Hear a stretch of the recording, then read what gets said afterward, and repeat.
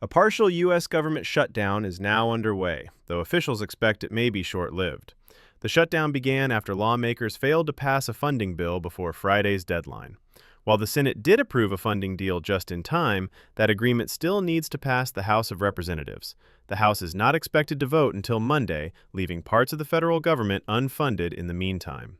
Because of that delay, several federal agencies have begun shutdown procedures.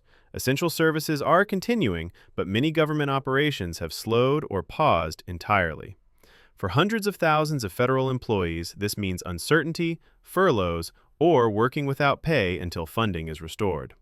If the shutdown extends beyond Monday, the impacts could become more visible to the public. One major concern is travel. A prolonged shutdown could lead to disruptions at airports across the country. Air traffic controllers and TSA officers are considered essential workers, so they would continue reporting to work, but without pay.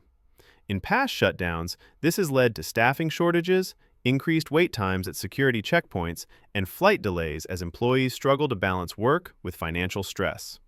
Federal workers could also begin missing paychecks if the shutdown continues.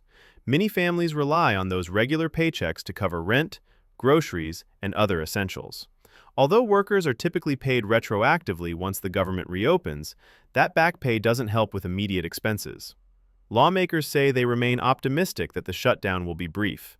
Supporters of the funding deal point to bipartisan approval in the Senate as a positive sign that the House will eventually pass the measure as well. Still, until that vote takes place, uncertainty remains. For now, Americans are watching closely as Monday approaches.